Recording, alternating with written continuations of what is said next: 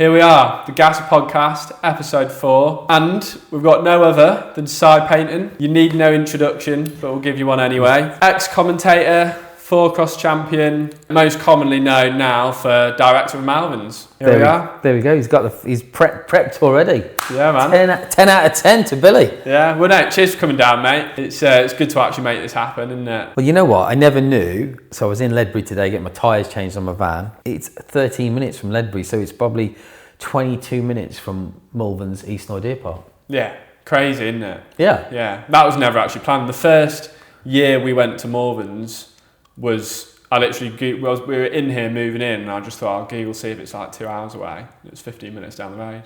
There you go.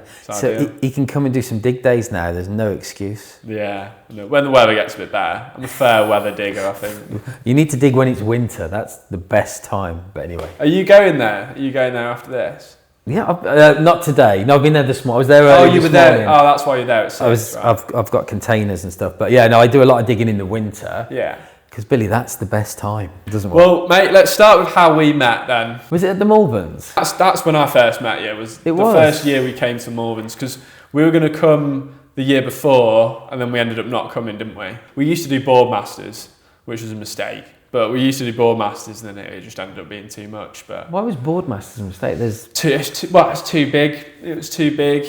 It was too corporate, and nobody knew us there. Like, obviously, go to Malvern's, it's a mountain bike festival, so people know us, but there was maybe 3 people going to Boardmasters that would have actually known the brand. All we ever did was just do free mullets with any purchase, and it sucked, right? Because that was basically everything we did, and it was all right the first few mullets. Can I just stop you there? Yeah. What use would that be to me? There's some marketing for already. Selling mullets. Mullet, we can give out free mullets. Well, we can give you one. How am I going to get a mullet? Give you a wig. Can I just touch on this? Rob Warner. Yeah. Ben Deacon. Guys, it's all right to be bald.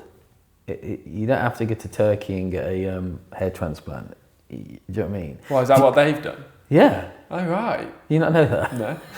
Must have done a pretty good job. If it's going, just bite the bullet and just shave it all off. Yeah. When did it go? I couldn't imagine you with hair, to be fair. I had Raver's hair down to about here. Did you? Yeah. Yeah. When did that go? And then I look like everyone said I look like Mark Owen off Take That. I don't know who that is, mate.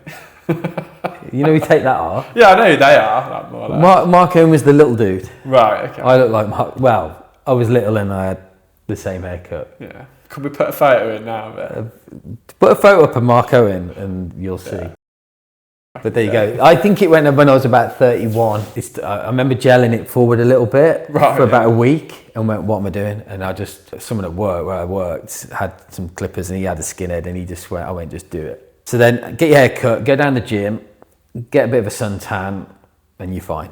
You don't need to go to Turkey. You've done 3 years at Malvern's. 2. We've done 2. 24 and 25. This is our 3rd year. They were naughty. Did you like us at first or not? It's interesting because as a an event organizer, it's like, it sounds like I'm talking like I'm your dad now. No, speak the truth. You've got to think that I was doing stuff that you were doing, but I'll tell you it was worse. I just never got caught. I never went to prison. You got to remember we were doing crazy things, naughty things. We get a lot of people messing about, which is fine. It's the Malverns and people do mess about. It's just how much do you want them to mess about? Yeah, you got to control it all. Yeah, everything like that. We've got duty of care, and we have to be a bit careful because then you start having a rave in your tent, your stand past midnight, and then all the other trade stands are moaning at me that the guys next door were rowdy at 3 a.m. in the morning, and we couldn't get any sleep, and I'm like, and they're paying the bills as well. Yeah. So it's poacher turned. Keep everyone happy. It's poacher turned gamekeeper. Yeah. So I've got to keep everyone under control, but I still want you to have a good time. Well, I feel like we've come a long way since that first year. Yeah. So obviously we did that. Then the second year we half did that, and then until you gave us the go ahead and we were allowed to do it, which was a bit of a game changer. What he's on about is the Gasser Rave, which is great actually because you've done us a favour. You're the best creche we've ever had. Oh. Put it there. And what I mean by that is we had some problems last year with the Artful Dodger when he was on stage. Right, and wasn't that the point where that caused the issues and there was too many people there and it brought them away? Is that what? Not too many people. There was just a big gang of teenage kids, sort of 17, 19-year-old and younger maybe, whatever, that were just, the music was playing and they were all moshing in the middle. Yeah. And it was like, even the Artful Dodger was like, dudes, calm down, because it was getting a bit rowdy, which was fine. It's fine. But when there's bound to happen. But when there's women and children at the front of the stage on dad's shoulders and there's a 10-year-old kid waving their arms around and they're getting pushed and shoved because there's a load of lads moshing, it's like, this ain't a mosh pit. Yeah. This is like... dangerous. It's not a mosh pit. So anyway, so you kindly took them away for us. Yeah. Put them in your corner. And that did us a favour, you know what, because the problem is those 17-year-old kids don't want to... Even though we've got people like Leroy from The Prodigy, and he's wicked, it's like, they want to listen to a bit more drum and bass. And we don't play drum and bass on the main stage. You could argue why, because we haven't got a core... Our audience is everyone from the age of like 10 to 60. That genre, that age group with the baggy clothes and stuff, don't really want to listen to, Yeah, adds a bit of flair. It was brilliant this year just gone now when you came. I can't remember if it was Friday night. I think it was a Friday night, and then you came, got on the mic, and you're like, I'm here to shut it down. I'm only joking. Everyone went crazy. Well, I was walking past, and I don't know who it was sort of spitting bars. Yeah. Can I say that as a 55-year-old man? Mate, he was like this. He was like, "Yo, there's Si Paton in the house." And he was dribbling on, and then I was like, "Yeah, boys," and everyone was cheering, and I was like, "Yeah, carry on, behave yourselves," and yeah. So it was good. It was really good, and we call it the Gasser Illegal Rave, and it will stay the Gasser Illegal Rave. Well, this is the first year now that we're like legit from the get go, and we've got to turn it off. There you go. You know what I mean? The Gasser Rave this year, it's worth going. Worth buying a ticket just for that, I think. How much is the ticket to the Gasser Rave? How much is the ticket to Malvern's? Well, the Gasser Rave's free, but you have to pay to get in the Malvern's. Gasser Rave's £5. I'm joking. It's free of charge. It's the best rave you've ever been to. So how long have you been running it? How long have you been doing Malvern's for now? We'll start at the start and go back. Malvern's or Malvern's? Start at the start. We'll start at the end and go back. Is it Malvern's or Malvern's? I say Malvern's. It's Malvern's. Yeah. Depends where you're from, I suppose. Yeah, a lot of Southern people say Malvern's. Yeah, but it is the Malvern's. But it is. I've been corrected on that a few times. Yeah. Even my landlord gets annoyed when I say Malvern's. Well, it doesn't annoy me. It's I'm not from there. You know what? We started in. It's a long story because we actually. This has been a long. It's been a long run up. So I organised the BDS, which was the British Downhill Series. So I did that for 11 years. And that was what you did just before Malvern's, right? Yeah. So I was the British Cycling's race director for the BDS, which was it's the golden era of British Downhill. It really was, with Petey and everyone in there, Bryceland. The 1 year, top 6, the top 3 elite women, the top 3 elite men, the Brits took 5 of those medals. Yeah, that's pretty. Which was insane. It was amazing. Do you know what I mean? Yeah. Has that even happened since? No. And that was 5 Brits on the podium out of 6. Yeah. 5 out of 6 that year, British. But we ran the BDS and you had to bring your A game. Yeah. It was the business, and all the top pros turned up. I mean, we did Fort William, and it would be a month before the World Cup, and we had 92 pro riders. Wow, yeah. Turn up. A third of the field were pro riders. Yeah. Marcelo Gutierrez, Troy Brosnan, people travelled from across the world to race. Yes, because it was pre-practice and timed, great practice for the World Cup a month later. Yeah. But, we facilitated that. We made that easy from, I sorted it with the local haulage company, they paid, but to leave their big trucks there. So they didn't have to drive them back to Europe. And that's a massive cost for fuel and transport across the sea. So we just made it a lot easier, but we just made that, and it got a lot of coverage. It was all over Pink by the course previews and stuff. So that was a really big thing. But then it stopped in 2017 because we were sponsored by GT Bicycles, was the sponsor at the time, with Clive Goslin, amazing guy, looks after, supports race organisers. And what happened was, very briefly, if you remember, Sky was all over British Cycling and the velodrome on the jerseys. Yeah. So Sky was the top sponsor of British Cycling at the time and hadn't got any interest in downhill mountain biking. Then HSBC came on board as the new sponsor. Yeah, I remember that actually. And I was like, okay, cool, right, here we go. And that was like the last, they were kind of the last sponsor, weren't they, before it started? So HSBC were the title sponsor for for British cycling. So they went, I was like, good. And they went, so you get rid of GT and it's going to be HSBC now on the number boards and everywhere and on the gantries and on all the banners. I was like, oh, sweet. You know, because GT gave me some money. So I've got to get rid of them now. Sorry, GT. But I've got, my hands are tied because it's going to be the HSBC National Downhill Series, National 4Cross Series, National BMX Series, National Road Race Series. They wanted to be title sponsor, naming rights. Yeah. So I went, oh, brilliant. How much am I going to get then? They went, nothing. I went, right, okay. And they obviously paid British Cycling several £1 million, which is their corporate deal, but it meant nothing for me. And my business model was the race entries paid for the race to put the race on. The sponsorship money was mine. So if I worked hard and promoted the event, I'd get more sponsorship money. So I'd earn more money. It's a great way for me to work. Yeah. The harder I work, the more money I get. Yeah. Commission basis, basically. Yeah, commission's probably the best way. It's great. So we couldn't do that. So I went and knocked on GT's door, Clive Gosling. I said, dude, I'm out of a job. Can't run the BDS anymore because I won't make a penny. Yeah. I can't run it. I've got to get paid. How did they expect you to get paid then? Well, they just said, well, we can't give you any money. Yeah, so that was it. So it's almost just a layoff. So that was it. And I won't say sour grapes, but now, I said I can't do it. The new organisers that came in, they actually paid for an awful lot of their infrastructure, for the time in, the prize money, the UCI fees. I was like, why didn't you give me that money? Yeah. We didn't have to. Well, thanks for that. If you had done that, I could have carried on running the series. Yeah. Anyway, but all good things happen for a reason. So I actually went to Clive Gosling from GT and went, I'm out of a job. I need a job. And GT was owned by CSG in the UK, which was a big distributor. They did GT, Cannondale, and a few other brands, Mongoose and stuff. So, give me a sales job. You got any sales jobs going? He goes, no.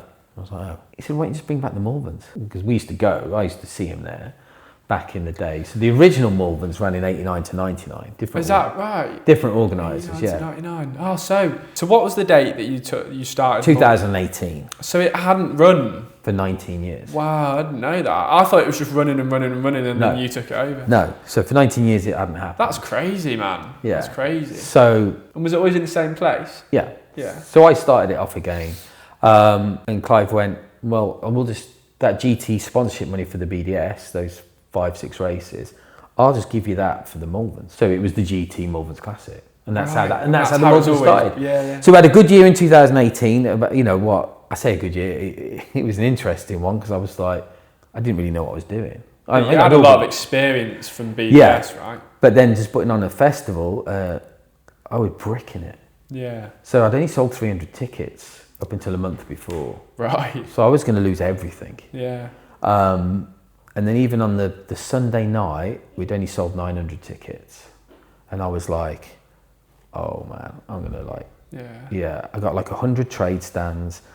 I'm going to go around apologising to everyone and going, I'm really sorry, it hasn't worked. You know, there's only going to be like 1,500 people here. And then literally on the Friday, because we opened on the Friday, not the Thursday, on the Friday evening, I was like, where's all these people come from? And the ticket woman said, don't know what's happened, but the ticket sales Thursday night went, whoosh. Wow. People just talk, right? Because I suppose if that was the first year it had been on, most people wouldn't have been going from... Most people wouldn't have waited 19 years and thought, oh sweet, I'll go again. It's a different group of people who totally know about it. So the best thing that I did, I presume I did, is, well, I know what happened is we did the lake ride video. We got someone to ride across the lake ride and they fell in. That got 110,000 views. And did they have the lake ride? No. At the original? Right. They used to have a lake jump. Right. But the lake's only this deep. Yeah. It's like waist deep. So people like Tracy Mosley got injured doing the lake jump. Yeah. And I was like, and it's silty, and it's like, it's really dangerous to put a big kicker and send it. Yeah. You'd want a big kicker so they could do backflips and stuff, but the water's just not deep enough. No. People would be seriously injured. Yeah. Or worse. So it was like, so I came up with the idea of the lake ride. I'd seen those sort of kids in sort of Asia doing it on bikes across planks of wood, and I thought, how can I do that at the Malverns? And that's what we did. Nice. Yeah, and I suppose that's been like the most popular asset Or if popular, like it's the thing that you see. It's the thing I first saw. I think I saw Loose Dog doing the late ride. And that's the first thing I saw. It's our unique selling point. I call it the blue slide. You need something that stands out from the rest. Yeah. Do you call it the blue slide from Diary of a CEO? I do indeed, because he had a blue slide. Yeah. He bought it. He put it in his like. But that no one office. ever used. Yeah, but they got loads of media out of it, didn't they? But they got him to slide down, Stephen Bartlett. Yeah. To slide down into a bull pit. And every interview of him in the Telegraph or Times or whatever, not that I read those publications, was of him coming down the slide doing that. Yeah.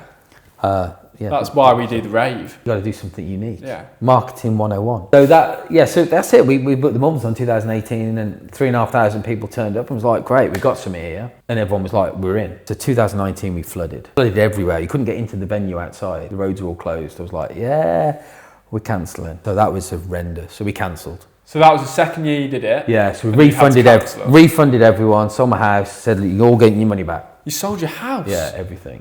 Sold everything. In fact, I phoned up Clive at GT and he was like, why are you selling all your bikes? I was like, because I've got no money. And he was like, what? And he was so good. He said, what do you need? I went, well, just get me a trail bike.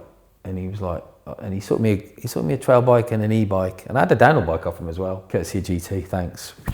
So that was lovely. Mate, that's great. I didn't know that. Yeah, it was I mean, that's like some full entrepreneur struggle. Selling your house to refund. So I just refunded everyone. Yeah. I got a massive. Yeah, I got the money together and just literally everyone got a refund straight away. All the trade stands, all the customers. A number of customers said, look, we'll roll that money forward. I said, you can roll the money forward to next year. You know. I think I'll tell you a beautiful story. Pissed down with rain. Like, on this after your gazebo, it's like a waterfall. It was like that. Yeah.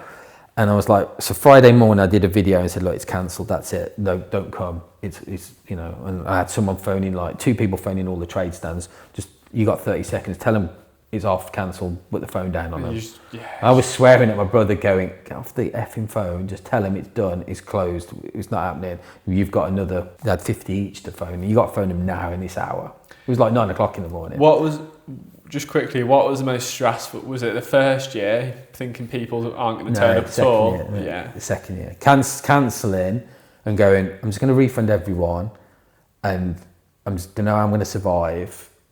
And do people really know the extent of like what you were having to do? No, I don't know. No one knew that. Yeah. You don't go public and go, I couldn't put petrol in my car, in my van. I couldn't drive. People going, you coming out riding? I'm like, no, I'm busy. Yeah. I couldn't. I didn't have money to put in my van to go riding with them that day. Yeah. And I sold. I had a few bits and pieces. Old school trainers and BMX stuff, old BMX helmets. You just sold and stuff. everything. I literally sold everything I had. Spare. I say spare. You just move into like a rented place, or? Yeah, rented a house. Yeah. Have you bought one since? No, I still rent a house. Oh, no way. Yeah, and I'm 55. Yeah, I need to buy a house, but yeah, I can't. We'll get there. I will. I need to buy one. I do.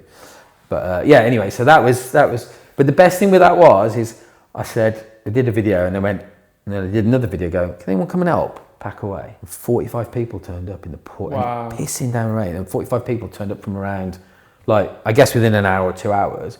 People just turned up. I was like, what do you want to do? And I was like, well, look, because everything was set up. Yeah. All the courses, there was 1,000 course poles, all the course tape, the gazebos at the start, 1,000 crowd barriers, all need stacking in piles of 25. By that Thursday night, it was all literally packed away. Do you know what? I think that already speaks a lot about, even that being your second year and just having 45 people show up to pack down, just still tells you what it's about. Yeah. And like maybe like put us into perspective, like kind of like the meaning behind the event. I guarantee you, if that was Glastonbury, no one would be there. Do you know what I mean? No, and it was honestly, I cried a little bit. I was like, and then you know what? The best thing, one of the caterers was like, "I'll just feed everyone." I was like, "You sure?" I said, "I can't afford to pay you. I'm not skint. I'm like, I'm in debt here. Yeah, I can't afford to." He's like, "Don't worry, I'll just feed everyone." And he fed everyone. And I went to the Dodgems guy because the Dodgems were all set up. I went, "Before you close down, can we have a go?" Because I paid him. Yeah. I still got to pay him. Yeah. And I was like, can we have a go? And he was like, yeah, I'll open it for 20 minutes. So I went back, everyone was stood, down at the bottom, in the gazebos with the water coming down. Yeah. And I was like, the dodgems are open. And you've never seen people run so fast. Yeah. And we had, for 20 minutes, we just had a beautiful time on the dodgems. I mean, trying to kill each other. But it was great. In the midst of like all the stress and everything. And it was like, right, now back to work. And everyone was so nice. Anyway, fine, it's fine. Come back in 2020. It'll be great. Yeah. COVID hit in March. It was like, it's going to be a month, isn't it? It'll be all right. Because we didn't know what was going to happen, did we? No one knew how long this was going to last for. So we were like, yeah, it'll be all right. So I was obviously still booking and paying for stuff, and we were still selling tickets. And obviously ticket sales dropped because people were like, well, I'm not going to buy a ticket yet, see what happens. So I was still doing all the paperwork for the council, booking marquees, toilets, skips, crowd barriers, paying deposits, did all that. I was still going up there streaming, still digging, ordering number boards, planning everything with the commissaires, the commentators, everything. Yeah, we'll be all right, April. Yeah, we'll be all right, May. June, July, and I need to know by like, I can't remember the deadline, but it was like, I need to know by the end of July. Yeah. And I was thinking, you know what? Yeah, because we were probably like the 21st. I thought, you know, I can just press go. And with the government, and everyone was like, no. Right. No events. No chance. Like so I was like, oh.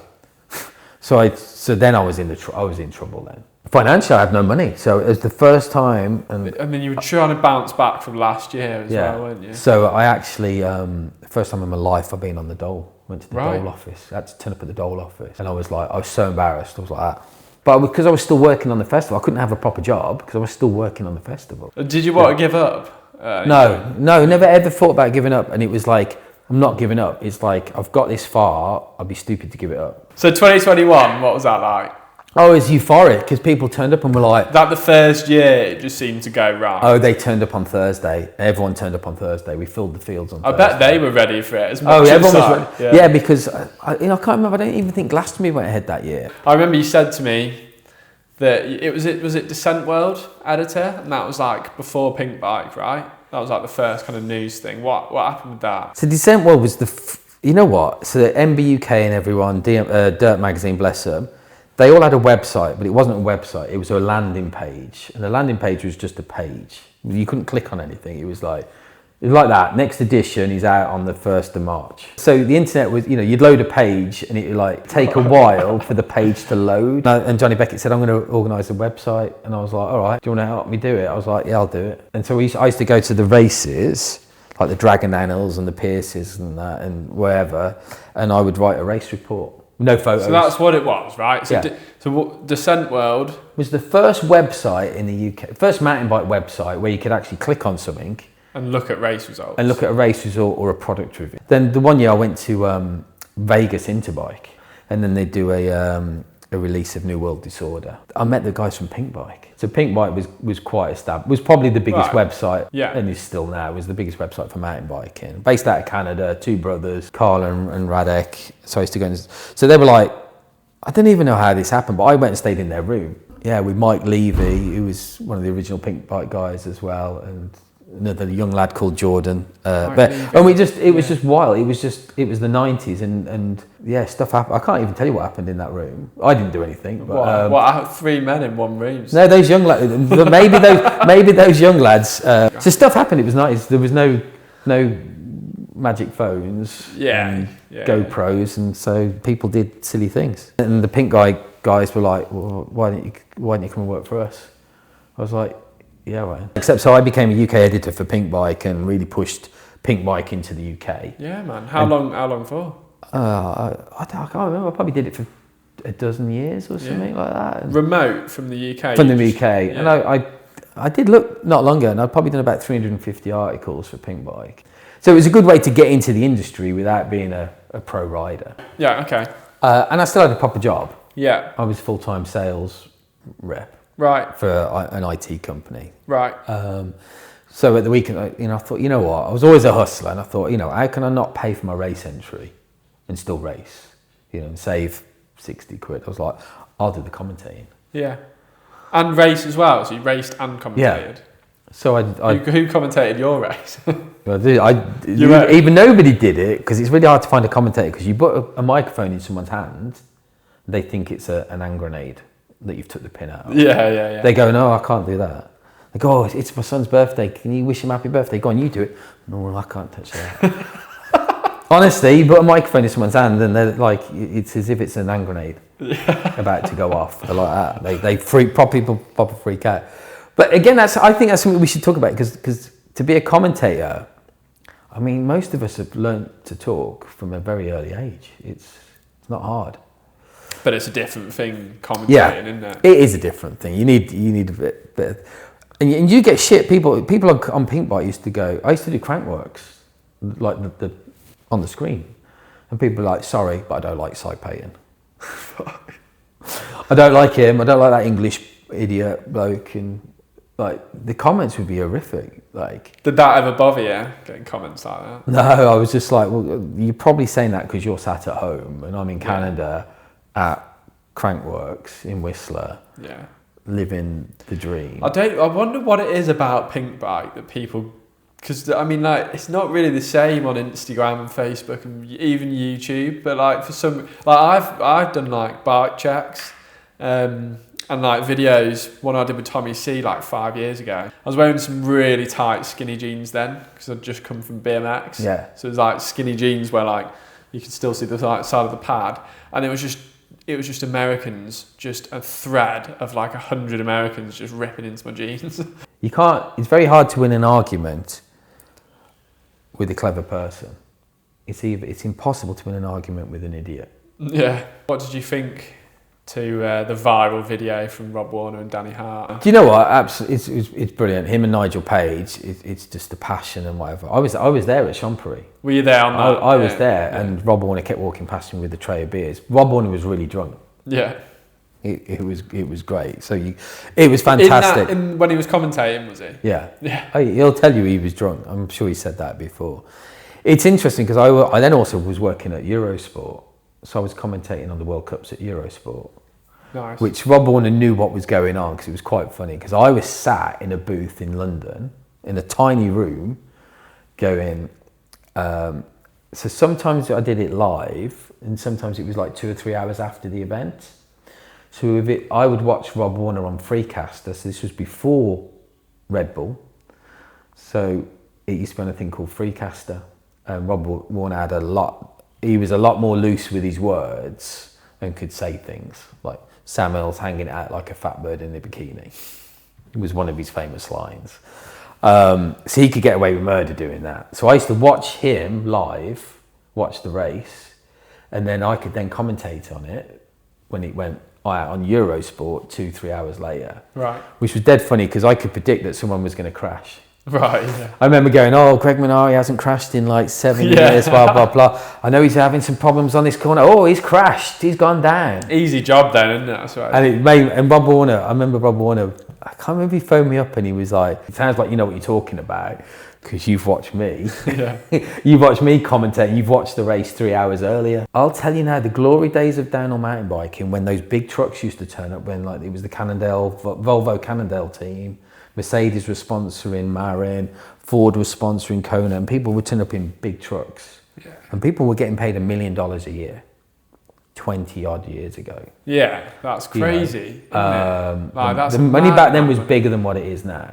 Yeah, but I mean, that kind of money in mountain biking now is pretty rare, even in this day and age. Back then, that's probably like what, 10 million. They were getting big money, and the difference was, and I'll tell people this now. When it was on Eurosports, it was across Europe. The first time I went and did it, we were in South Africa because it was round 1, and they were like, "Right, you're on in 3 minutes," and it was like the end of the MotoGP finished. There we go. Next up's going to be the Downhill Mountain Bike World Cup from South Africa. I was like, okay, so I'm sat in this booth, and the head office was in Paris, and the guy goes, right, yeah, 3 minutes till you're on, 3 minutes till you're on, 2 minutes, viewing figures just in, whatever it was, but it was like 20 odd million. I was like, ah. Wow. Okay, right, yeah, sound brilliant, right, do you know what I mean? Well, cool, what, you're on in like 10. And then you're thinking, hold on, everyone that watched the MotoGP is going to go, downhill mountain biking, I'll watch a bit of that. And my next door neighbour the next day, I was there going, hey, we're live from South Africa. It's 25 degrees, beautiful day. We got 150 riders from 28 nationalities, blah, blah, blah. We're going to start racing with the women, and then we get to the men. And never forget the next day, I was walking out my house because I still had a proper job. And the next door neighbour was like, I was going to get in my car. I was literally just getting in the car, and he went, "Oi." He said, "I was watching Eurosport MotoGP yesterday." I was like, "Oh yeah." And he said, and then the mountain bike had come on, but you never ever saw my face. It was just a voice. And he noticed it. Voiceover. Recognised it. He went, said to the wife, "That sounds like Simon next door." That's mental. And then he went, "It is him," because his name. Because then it appeared, you commentate as Si Paton. You were in South Africa yesterday because I had to sign a contract. I couldn't tell people where I was. Yeah. Eurosport, but a private flight back for. So you just doing it in your house? No, I was doing it in London, in an office, in the studio, in Eurosport office in It was in Feltham, wherever that is in London. Right. I was doing it there, but my point is the next morning. Right, it would have been nicer if you're in South Africa. I have to go. When I turn down those meals because you're not there. I've drove back from London Sunday evening, whatever, and I say Monday morning, the guy's gone, "I thought you were in South Africa. How have you got from South Africa?" So Rampage, yeah. Talking about Giafton. He was stupid. He forgot his body armour. And what year was that? I don't know, probably about 2003. Cedric Gasser did his first ever backflip. Yeah, he learnt backflips at Rampage, and he was the first person to backflip at Rampage. What did he flip? Not the canyon guy. There wasn't the canyon guy. You know what? It was so raw back then. I think that was probably like the second. I don't know. I can't remember. It was one of the early Rampages. Yeah, where it wasn't slope styling, was it? No, it was Glyn O'Brien, Irish rider, got third. Was that the one I went to? I don't know. But it was all about like just carving a crazy line. Which is what it should be now, I think. We weren't building no one was building big jumps. No one had all those sandbags or whatever. They gave you some shovels. You didn't get paid. Like now they get 10 grand, I think, $10,000 to get the crew out, to pay for, like Brendan goes to pay for Ollie Wilkins and Ben Deacon. I think they get $10,000 thing to cover their expenses, flights and accommodation, whatever. And we just, I went with the guys from Fun. Ollie paid for that. We got at a hotel. I don't know if I paid for anything. I can't remember. I was at Vegas anyway. But we went. It was raw. Was it hard work? Yeah, it was hot and it was sunny and it was dusty and we were just clearing like a line, scraping a line because it was all about then going over things and just making it to the bottom. Yeah. The gnarliest line you could find. Yeah. And that's basically what it was. And it was so interesting because we went and we went to Josh. Do you know who Josh Bender is? Yeah, Josh Bender's the OG. The OG. Well, we went to Josh. We stayed at Josh Bender's, and that guy was doing 1,000 press-ups a day in preparation. That's crazy. His arms were like, because he was doing the big drops. He used to wear motocross boots.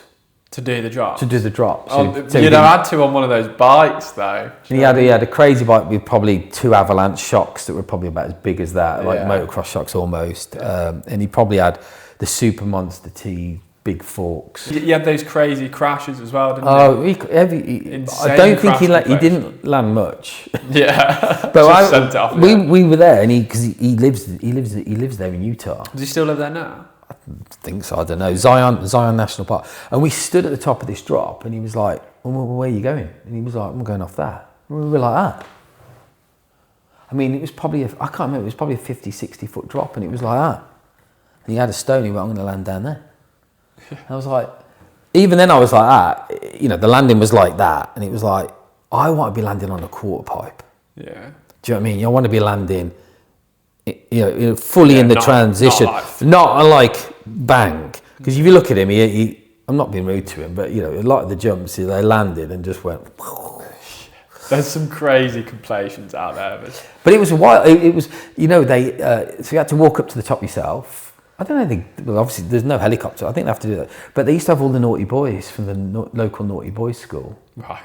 Used to carry the bikes on the shoulders and they'd go like up a few hundred metres and pass it to the next kid.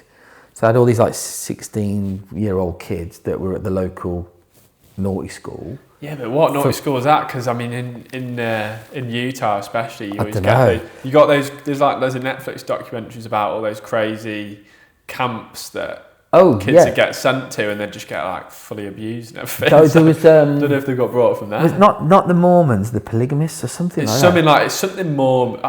But there was at the supermarket. There'd be a guy with like three young girls about 14, with the bonnets on, with an aprons and stuff. And They're Mormons, aren't they? I don't know. No, I think they were polygamists or something from that Utah area. And you're like that, sort of cult. But that was like they were his three wives. Yeah. And you're like, well, they're about 15. Yeah. Like, that's a bit weird. And we went to where they lived because someone, I don't know if they lied to. I don't know if Josh Bender was lying, but he said they've got a zebra. So we went to find this zebra, and we were told to go away. We were going to get shot. Yeah, it was a bit like, yeah, that's not probably where we should be going. And there's riding, and then there's these crazy English guys turning up, looking at these looking at. But it was weird. I mean, I was like, she's like 15, and he's got three kids. Weird. Like, these wives, are they? Oh, it was a bit sketchy. Sorry, mate, I'm mid-podcast. I think that one is here if you want to have a look. No, that's just go leave it by the stairs at the bottom over there. But where is the office? Yeah, where the office is, just leave it on the stairs. Thank you. Cheers. Risking your life. It's always interesting when you talk about Red Bull Rampage, and I've been there, and it is insane.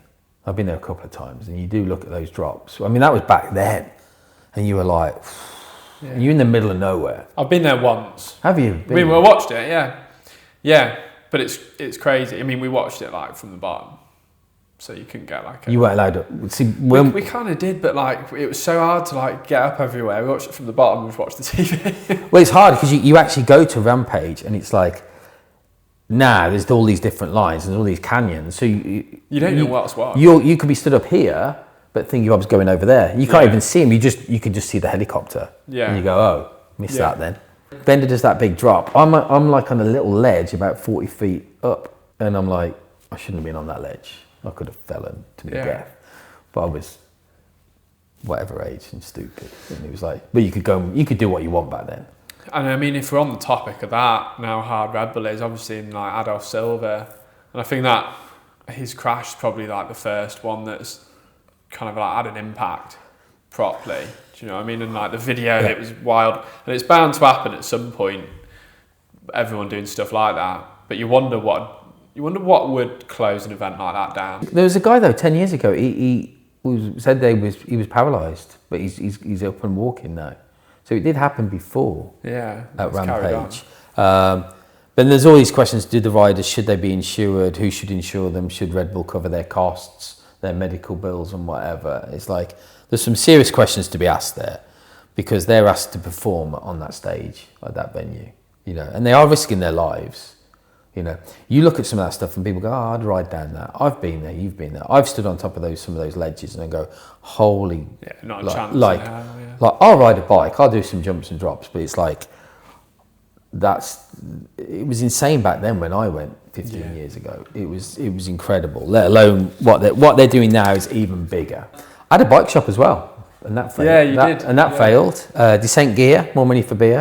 And I used to go to all the races. Is that your slogan? That was they used to have, there was a two bid thing, mugs, frothing it. Yeah. But I used to get to the Mega Avalanche, and I used to get to Fort William World Cup and sell tyres, Max's tyres, 2 for 40. 2 downhill tyres, 30 quid each, 2 for 40. So if you bought one tyre, you'd be like, well, I get the second. You get the second one for profit £10. Margin on that? Not a lot. Minus £10. No, I didn't know, but they were cheap then. They were cheap. Honestly, I probably made 4 quid, 5 quid on a tyre. It was only Chain Reaction sold more tyres than me. Don't be scared to try stuff. Do you know what I mean? It's like, but I was always able to try stuff because I was, not that I earned lots of money, but I never had a credit card. I've never had a credit card. I've never had a loan. I had a loan once so I could get a mortgage when I first had a mortgage. Because my credit rating was really bad because I've never had a loan. Yeah. Never had a credit card.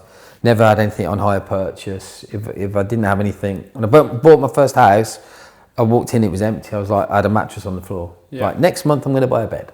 Yeah. Well, actually, the first month I bought a freezer, and a bed. But, but that's how, But I was poor as a kid. Do you know what I mean? I lived in a council house, single parent. It was like I didn't have any luxuries. We were pretty poor. The goal is to have is the lifestyle. Yeah, freedom. Freedom's a goal. Time. Right? Time's the most valuable asset. I don't chase pound notes. It's not about having the money. Yeah. It's about having the time to be like, you know what? If it's sunny today, I can go to the BMX track. Yeah. And you've got that now, would you say? Yeah. Yeah. I'm busy and I get up early, but I make time. If you came to me and said, Simon, I've got £500,000, I want to put on a table tennis festival, I'd be like, dude, you're better off buying gold or Bitcoin or buying a house and doing it up and selling it, you know. Yeah. Like, coming to put on an event is a real risky business. It can be profitable, but you can also lose money. You can lose your house. Yeah. It can all go tits up. So, but the best thing you can ever do is, for me, and this is my point of view, is if you can live your life where you're debt free. Yeah, we've all kind of got to have a house, a mortgage, whatever. But if you can sort of plan your life and go, do I need the latest? I'm on an iPhone 14. Would I like an iPhone 17 Plus? Probably. Do I need one? No. So, you know, I used to have my phone bill used to be 80 quid a month. I've changed the SIM and I'm paying 9 quid a month. And I'm saving like £1,000. I'm saving like £1,000 a year. It's like, and now I can book that £1,000 a year will pay for me to go away 4 times. Yeah. 4 long extended weekends. Yeah. It's like, would I rather have that or the iPhone? Would I rather go see the pyramids in Egypt or have the latest iPhone? And that's exactly why we live in a van. Because, yeah. Do you know what I mean? Living in a van, I mean, to be honest, I love it. I don't think there's actually any difference with a house. We've got a shower, we've got a spa that we go to and pay membership. But because we're so versatile as well, is that we can go and travel. We can just pack up and park it and leave it. Like, that's what matters more, really, than having like a set place. I think this is what nobody talks about. Because everyone wants to talk about the Rolex watch and what BMW they've got and stuff like that. It's like, you're winning at life if you've got time. Yeah. And I'm old now, I'm getting 55, and it's like, I'm thinking, shit, I haven't got much time left. Yeah. Like arthritis, I'm scared that I'm going to get arthritis and can't ride a bike. Yeah. I'm honestly worried that, I say it keeps me awake at night, but I'm worried that I'm going to be like, my arms aren't going to work, my fingers, I won't be able to hold onto my bike anymore. That's crazy, isn't it? You're laughing at me inside going, because you're 30. I'm 20, I've got to think, mate. How old are you? 20. It's my birthday on Saturday. How old are you? I'll be 28.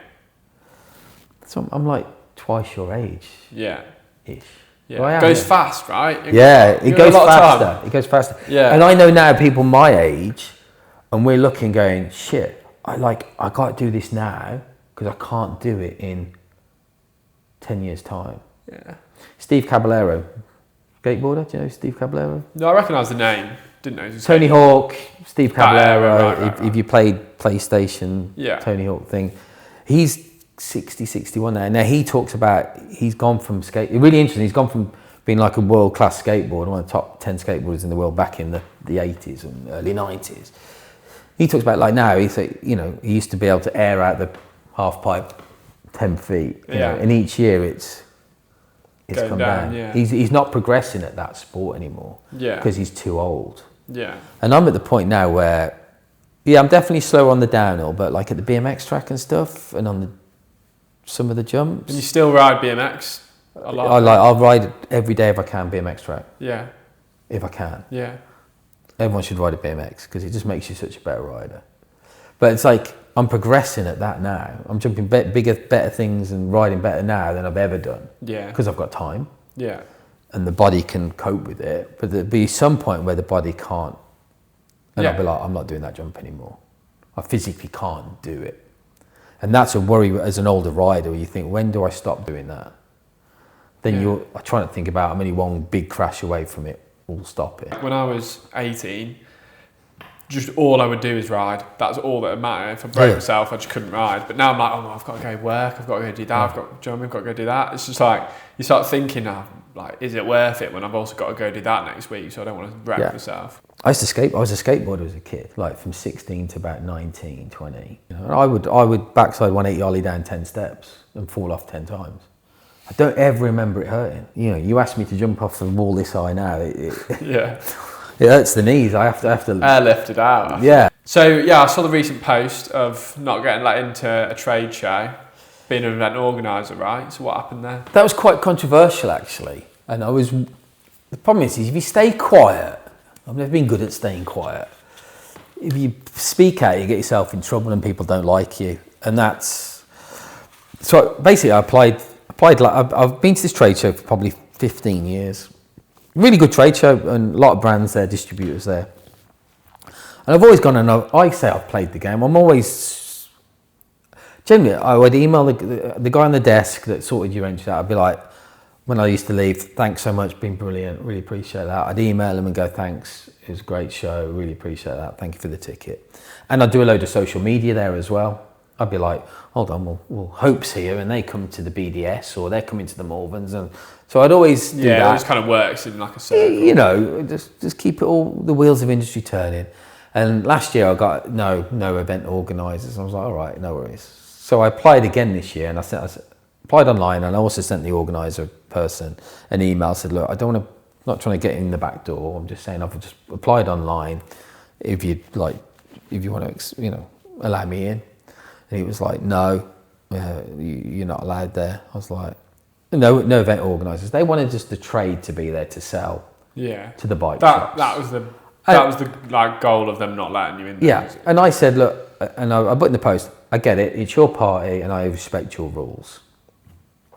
But my gripe was, but we're all in this together. And a guy said to me, and Andy McCoy from the Head Angle said, a high tide floats all boats.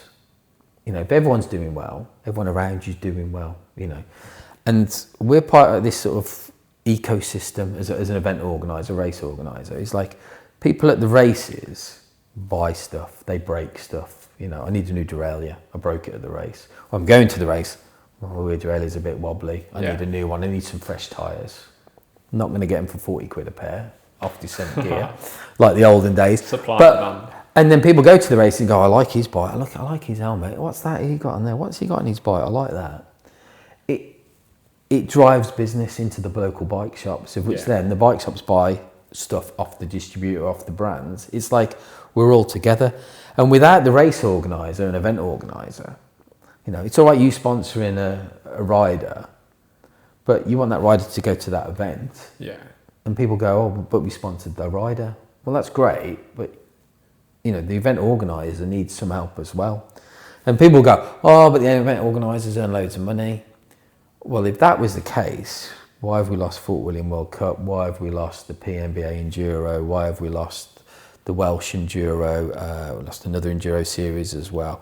There's no race organisers coming into the business. All the race organisers are old people. There's no young blood coming in. Not like a new. If you said to me, I want to run a race, I'd be like, dude, probably wouldn't try that. Yeah. Because you're going to wait for everyone. It's a crowdfunding business. You're waiting for everyone to buy a ticket, and you're sat there biting your nails. We need support from the brands to go. You know what? Yeah, it comes as one. We'll give you prizes. We'll dangle, because you need to dangle carrots in front of the riders and go. Rather than just ride this course this week, why don't you come and race it and pay whatever the money is to race it and get timed and put the medics and the marshals on there. So it's always a real tricky one. And I was like, I was a bit. Annoyed that I was like, I've always played the game, and I go there and all those brands, most of those brands come to the Malverns anyway, and it's like, and we talk shop, what tyres are people running, what helmets, what should we bring along? It's like, I'm actually, adding value, I think. And they were like, they still said no, which is fine, and it's their party, it's their rules. Yeah, but you got a lot of support on that post as well. Did they see it? The trade? Yeah. I spoke to someone, one of the people there, and they said, "Oh, you've upset a few people by going public." I said, "Well." So were they upset with you going public, or were they apologetic? They weren't apologetic. No. The guy that I spoke to said it wasn't him; it was just part of this thing, and I get it. They don't want loads of organisers there, and I get it. But we even had Brian Cookson, who was the ex-president of the UCI. Yeah. He was like, he reposted it on LinkedIn and said, yeah, we need to look after race organisers. Yeah, that's good though, isn't it? You got support. So yeah, I got so many people. Yeah, he kind of done me a favour. I mean, I'll never be allowed back in there, but and it's one of them. And I've seen race organisers that attended that this year. Yeah, it was a few weeks ago, and it's like, yeah, they let them in, they didn't let me in, and it's like, it's not what the sport should be about. No, at all. And a number of other industry heads didn't get in there as well. Industry people that have been there, known. So, my point is I'm kind of okay with sponsors and stuff. The Malvern's in a great position. It's the other race organisers that need to be at those events and be like, you need to let them talk to the industry. Yeah. And try and get sponsorship, try and get product to give away as prizes or money. So I know you do a lot of travelling, don't you, as well? The wife loves it. The wife. She works. She's the traveller. She's the traveller. So she's a teaching assistant. So, but she works for as an agency, so she can just take the time off. Yeah, right. Nice. And she books everything. Yeah. And we stay in like £4 a night hotels. And like having the space and freedom to do that, use it as well. So I've never been able to do that. I've never had the inkling to do that or the knowledge, the power to do that. She's on Rome to Rio and Booking.com, and she's like, we can get a flight from here to here and it's £100. I'm like, what? From here to Dubai for £100 and then for 100, well, maybe a bit more, but do you know what I mean? But she can find flights super cheap. Yeah, and then she's she finds good at it. That's what Em's like. Yeah. She's the planner and like they can just do it. Yeah. I'm terrible at planning. Yeah. I mean, we were at the hotel. We stopped at the hotel in Egypt, and they went right. We're going to the Cairo Museum, which is where the Tutankhamun's casket and everything is. And they were like, "Yeah, we'll get you a taxi." It was like, "Well, it's a 50-minute walk." And they went, "You can't walk." I was like, "What? Is it a motorway or something? Can we not get there?" And they went, "No, it's a 50-minute walk." And we were like, "Yeah, that's okay." And they were like, "You're going to walk?" My point is, we walk everywhere. Yeah. You know what I mean, even we'd walk. We don't mind walking for an hour with our. What was wrong with a 50-minute walk then? They couldn't understand that we were going to walk for 50 minutes. Because it's like tourists come and just get taxis. To get a taxi. Was it hot?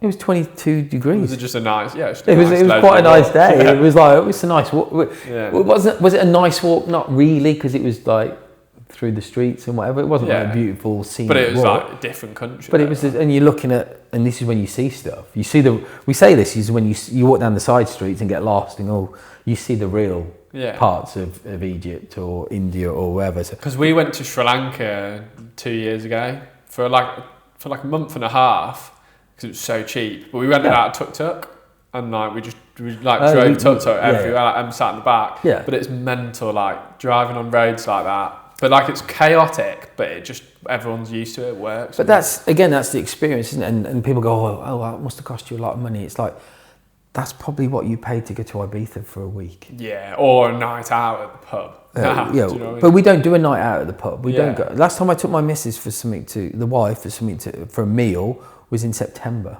and that sounds a bit tight. She probably listens to this like right now. No, but she's like, no, we're not going out. We're going away next weekend. We're going away next month. Yeah. We spend our money on that. Yeah. Rather than going to the local Toby Carvery or for an Indian. Do you want to just keep making it bigger? So the Malverns, it's interesting because it's how big do you want to make it, and it's like. Could you make it bigger? Are you like set trying to keep it? So the plan is to go to 10,000 people. That's the limit. And what were you last year? So about 7,500. So if we can get another couple of thousand more in. I want everyone to turn up with a pair of Vans on and a Gasser t-shirt. Do you know what I mean? Yes. I don't want no one in a track. It sounds rude, and people will tell me off for this. But you don't want people there with a tracksuit and a man bag, do you? Do you get many of them? I don't. I mean, no. I don't leave the stall enough at Malvern. No, and I'll just say an balaclava riding a Suron. Yeah. We just don't want that. Everyone that turns up is pretty. They're all the same. We're all the same. Yeah. Do you know what I mean? No one's turning up with Louis Vuitton handbag. No one's trying to show off. Yeah. No one's got a pair of white stiletto heels on. Yeah. As far as I'm aware. Everyone's just pretty chill. It's the Malverns. It's chilled, isn't it? It's the Malverns. It's okay. Man. Just come and enjoy yourself, and leave your attitude at home. Yeah. And that's it. So we can build it up to that. When I say we're doing pretty well, is everyone's happy. The kids are smiling. There's always going to be people going, "Oh, the toilets were a mess," or I had to wait for the showers, or there's always a niggle. Inevitable wherever you go. Yeah, when you've got it's also a festival. Do you know what I mean? You're never going to have something that. Like a mum that's just trying to go there with the kids going to be happy with. Like. But as I say, as a whole, the amount of feedback that I get, people go, "Oh my, it's the best weekend of the year." Yeah, and what else is sick as well is when you post those videos of after the clean up, and it's cool because everything is literally done for you, right? It's all pretty much cleaned up and sorted. Whereas like every like when we leave Boardmasters, it's a shithole. Honestly, 99% of the rubbish. The only, I shouldn't be negative. It's just those little pieces, you know, the ring pull off the can. Yeah. You know those little, on a Rizzler, the little plastic little sleeve thing. Yeah. Those things, they're a nightmare. They are. But it's just those tiny little pieces that people drop. But 99% of people, you know, they put it in the bin or they put it next to the bin. You know, we've got a lot of bins there, and we drive around collecting rubbish as well. But yeah, it's, you know, Sunday night. Did you see the bin that was vandalised with our logo on it? Because we didn't do that. No. Oh. don't mention that. A bin that was who vandalises a bin? What did they do to it? They just wrote Gasser Diaries on it, but then it wouldn't have been near ours. And then I went to all the crew. I was like, "What's happened to the bin?" Genuinely, no one had any idea. It wasn't us. No. And I was like, "Fuck, I'm gonna get in trouble for that now." You probably would have. You'd have had to just get some petrol on it and just clear it off. Yeah, that's for us. It's like the litter's not a problem. I don't want to say that and then people start leaving their litter, but as a whole, mountain bikers are pretty good. We did a big survey after the event. Number one reason people come, the social aspect. Number two, for the trade stands. Oh, that's awesome, mate. Which is, I know some people go, oh, well, it should be because of the riding and the racing, and it's like, well, there's no trade show in the UK. Yeah. The NEC trade show's gone. Yeah. So if you want to come and see all the brands, do you know what I mean? The Malverns is the biggest trade show in the UK. Do you know what I mean? It's the place to go to. So that's great. And then it's the racing and the riding after that. And the music offerings, I say, is always good, especially with your Gasser Diaries rave now. It's going to be off. It's going to go off again, isn't it? There you go. Yeah. Going to do a good job with sick. that. There we go. So Where get on can it. You get your tickets from? You can get your tickets from malvernsclassic.com. Just come along. You don't have to race. Just come along and ride. Yeah. You know, and come and have some fun. It's a great weekend. Thursday right through to Sunday. It's not the bank holiday. Everyone thinks it's bank holiday. It has been for the last few years. It's not the bank holiday. It's the week before. And we'll put the tickets in the link of this bio as well. Thank you.